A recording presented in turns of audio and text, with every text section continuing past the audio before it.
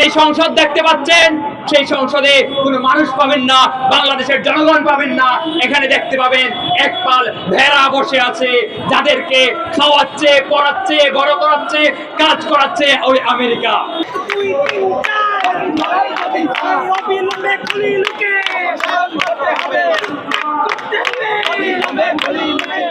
বাংলাদেশ ৭১ সালে ৩০ লক্ষ জনগণের শহীদের বিনিময়ে যেই স্বাধীন বাংলাদেশ পেয়েছিল, সেই স্বাধীন বাংলাদেশ আমেরিকার কলোনি হওয়ার জন্য স্বাধীন হয় নাই।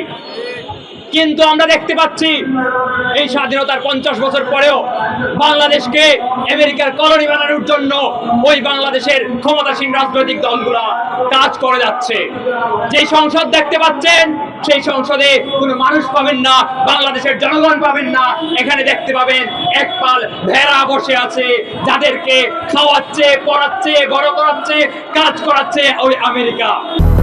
200-র বেশি সার্ভিস ও ফিচারে লেনদেনের সব বিকাশ অ্যাপে সম্ভব। ফলে তাদের স্বার্থে এই চুক্তি নিয়ে তারা কোনো কথা বলছে না। বন্ধুগণ, এই চুক্তি যদি বাস্তবায়ন হয়, বাংলাদেশের যে সাধারণ নাগরিকরা আছে, যে কৃষকরা আছে, যে মেহনতি মানুষরা আছে, তাদের সন্তানেরা, তাদের পরিবাররা যে ঔষধ, সে ঔষধ কেনার সামর্থ্য রাখবে না। আমরা সবাই এই দেশে নানাভাবে যখন চিকিৎসা করাতে যাই, দেখতে পাই যে ব্যাপক একটা লুটপাটের আয়োজন চলছে চিকিৎসা খাতে। যদি এই চুক্তি বাস্তবায়ন হয়, সাধারণ মানুষের নাগালের বাইরে চলে যাবে চিকিৎসা খাত। এই জনগণ যে ২ টাকা ৩ টাকা দিয়ে প্যারাসিটামল কিনতো, সেই প্যারাসিটামল ২ টাকা ৩ টাকা দিয়ে কখনো কিনতে পারবে না। তার জন্য ন্যূনতম ৫০ টাকা ১০০ টাকা করে একটা ঔষধের, এক পিস ওষুধের দাম হবে। বন্ধুগণ, এইরকম ব্যয় যদি জনগণের উপর চাপায়া দেওয়া হয়, জনগণ বাঁচবে কিভাবে? কৃষিখাত নিয়ে অনেক কথা হয়েছে। আমাদের কৃষিখাত একেবারে ধ্বংসের মুখে পড়ে যাবে। ফলে আমরা বলতে চাই যে এই চুক্তি যারা করেছে এরা বাংলাদেশের গণশত্রু, এদেশের কৃষকদের শত্রু, এদেশের ঔষধ শিল্পের শত্রু, জনগণের শত্রু। ফলে এই শত্রুদের বিরুদ্ধে আপনারা লড়াই করুন।